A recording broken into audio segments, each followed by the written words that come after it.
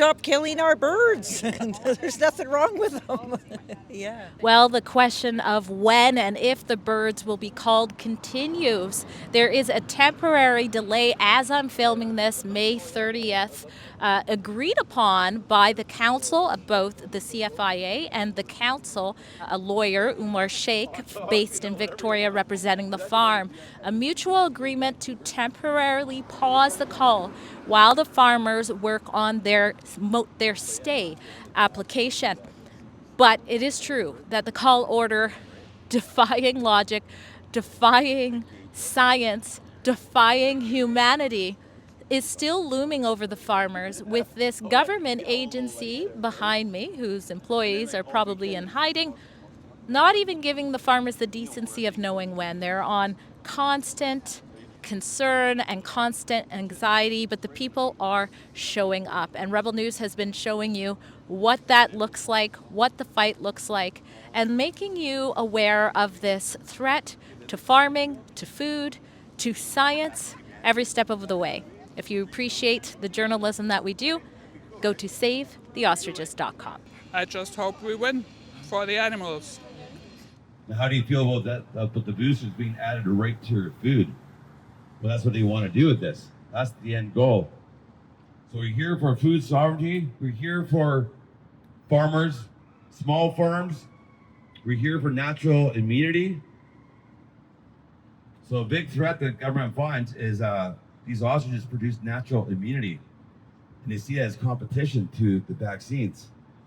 So it can't have that. Can't have natural immunity. That'd be too natural. We need vaccines for that. Drea Humphrey here with Rebel News in Abbotsford, in front of, if you look at the sign here, the Canadian Food Inspection Agency. Now, it's Friday, May 30th, and normally they would have a lot of workers at this federal government agency that takes a lot of our tax dollars to kill healthy birds, it would seem, based on the ongoing battle in Edgewood, BC, where the farmers are fighting to have their flock of healthy research ostriches' lives be saved because they say they are immune and have been for months. And the agency says, nope, they should die based on 2 PCR tests they did on 2 dead carcasses last year in December. So that's been an ongoing thing we've been reporting at SaveTheOstriches.com. And if you look behind me, look, a completely empty parking lot. Little birdie told me that that would be what is expected after wind of a protest taking place outside of the CFIA, adding to the pockets of resistance that have been peaceful, to have the CFIA back off from its plans to cull these healthy ostriches. All right, Harm, you put this protest together. Why was it important to do so?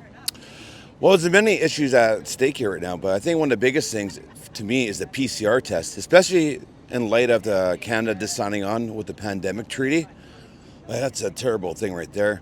That and this makes a pretext for injecting all livestock in Canada with mRNA vaccines. So, yeah, this sets a bad precedent for government overreach and trying to shut down small farms and getting their fingers into everything, right? We got to protect our farms, save our farmers, protect our food supply and our livestock. That all needs to be saved, right? And also shed light on the PCR test, because the PCR test is currently involved in legal challenges all around the world right now. It's so brazen that they'd use that PCR test. It's like somebody going into the bank, robbing a bank, leaving a bank, and then coming back in to pay their bills, right? That makes no sense. Like, what are you guys doing? But that shows you how, these people have so much hubris, they've lost sight of reality. And we're here to bring reality back to them, and we will win this, right? I'm going to interview the protesters in just a second. That was the organizer, Harm, talking about the PCR test, which I touched on. That is the basis that they have used to go ahead and excuse the culling of these healthy birds that the United States sees the opportunity in with their therapeutic science that they've been working on. The farmers claim they neutralized the COVID-19 virus we've all been told by our state to fear so much with their robust antibodies in the birds' eggs, and that now that they have natural antibodies from the H5N1 last year, they're saying, why would you kill these birds? Because we most likely can do the same for this virus. And the PCR test is very controversial. The organizer Harm mentioned that the inventor, Carrie Mullis of this, said you can't use it for diagnosis, and if you overcycle it, you can find whatever you're looking for. Even law cases such as Portugal here, you can see ruled in a case that the PCR test isn't fit. First principle here is that the PCR test is a total fraud. Actually, currently, the PCR test is involved in litigation all around the world, legal challenges, debating its legitimacy. Are you aware of the inventor of the PCR test? His name is Carrie Mullis, a Nobel Peace Prize winner. He's been quoted many times on video stating that the PCR test is not a proper diagnostic tool for viruses. Not even close. And the way it's being used is they cycle it up to multiply the effect. And while the conspiracy theorists, protesters have been shouting this from the mountaintops since 2020 predominantly, the WHO, the World Health Organization, quietly retracted its stance after it had for years supported the use of PCR tests. And after we locked down our economy, we locked down our mental health, we locked down our freedom, all in the name of cases based on PCR tests. So I wanted to just sort of refresh your memory on all that. And here's what some of the protesters who have gathered here have to say. Why was it important to show up here outside the CFIA office? I like animals, and I think the PCR is a fraud. And why would healthy birds have to be killed? You mentioned you like animals. I find it so strange that there's not, animal rights groups coming out in droves about this. What do you make of that? I don't know. I don't know where they are. We care about the birds, and we think it's not good that they're culling them without proper need. And we care about all animals, and somebody has to stand up for them. This is just another stepping stone for their corruption. What do you make of, you say you care about animals, but where's the animal rights groups? Yeah, really, I kind of wondered where they were too. I don't know. I don't know where they are. Maybe they're hiding behind government policies or something. I don't know. Why in particular is it important to show up for this case? And I've seen you at the farm as well in Edgewood. Yeah, and that's why I came here. I pretty much have been following this since it started. I don't know. I heard about it, I guess, the end of January, and headed out to the farm right away. And so now I'm just kind of committed. Like, we need to get the word out. It's kind of cool these guys shut down. I'm, probably thinking we're going to have a bunch of people here. Fortunately, there's not as many as I would have hoped. But, just to get the word out, we need to stop government overreach. And, there's 397 healthy birds that don't deserve to die. There's actually a sign on the door saying, "We're closed today. We got wind of our rally." So that's a good sign. That indicates that they don't want their employees to hear that they're involved with medical fraud. This is a big deal. Yeah, that's a good sign actually that they're not here today. There's like give everybody a day off. You guys can have a long weekend, so they can thank us for that. So this means we've got to be a little bit more innovative, and we're going to come here during the week and just have a little get together and make some noise and let them hear how we feel about this. You say that because of the PCR tests that they're fighting. That's right. Yeah. Now, there is the union that's coming out and said that the CFIA is receiving threats, death threats, over people who want these birds to live. Mm-hmm. Have you come across anything like that? What's your perspective on that claim? No, I haven't come across that. It's not surprising, though. They're going to come out with any kind of thing to discredit our side, right? I'm actually very appreciative that the mass media has been pretty objective about this. So it's great. And this topic has gotten a lot of people together, and it's a great way to reach out to people that normally don't get into activist situations. It's kind of a segue into other topics, right? I kind of call BS.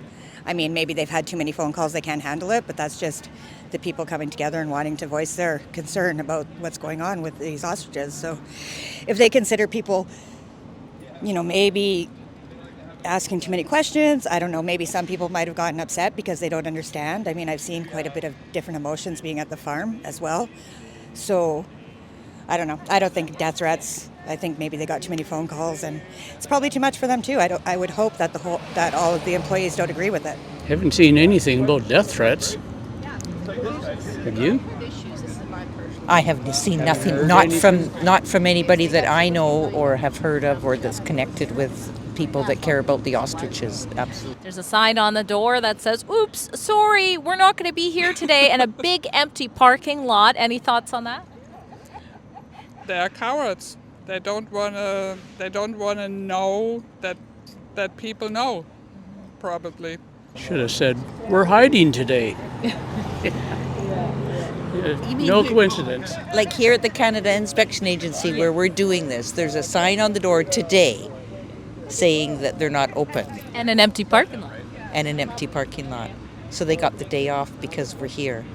Oh my goodness. I can only think that maybe they're afraid of seeing the truth or something. I don't know. We've never been dangerous or harmful. We're just here saying the truth. And I've reported it before, aside from the Tyee, which did this embarrassing piece here where it tried to sort of link violence to the peaceful protesters out in Edgewood, and the odd CBC other mainstream report which tried to make it look like arrests were about to happen when there would be no reason to arrest peaceful people on private property.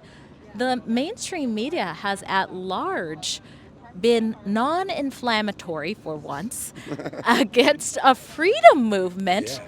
And it has really allowed the average consumer of news to really start to question why. Why is the CFIA doing this? And I'll ask you that. Why is the CFIA doing this despite all of the united pushback for them not to kill these healthy birds? That's a deep question. There's a few different ways of looking at that. I think they're under a lot of pressure to toe the line and push through with this.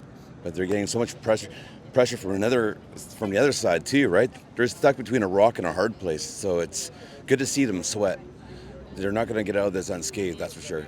What was the question? Why do I think they would be doing that? Because of that? I have no idea. Like what you said, kind of agenda. Because money talks. What kind of money? All the money that they get paid from pharmaceutical to squash these things. Political money, I guess, right? What are they going to tell the chicken farmers after they culled all these chickens? It's a very good question. A very good legal question, too, that you would think they'd be considering. Yep. And that's also why this is very precedent-setting. Why do you think, when everybody knows that it's wrong to kill healthy animals, then you bring in the science factor where it's very ironic that the Liberal government would want to kill these birds, and you put in the amount of pushback, both from the public and politically and international? Why do you think the CFIA is moving forward?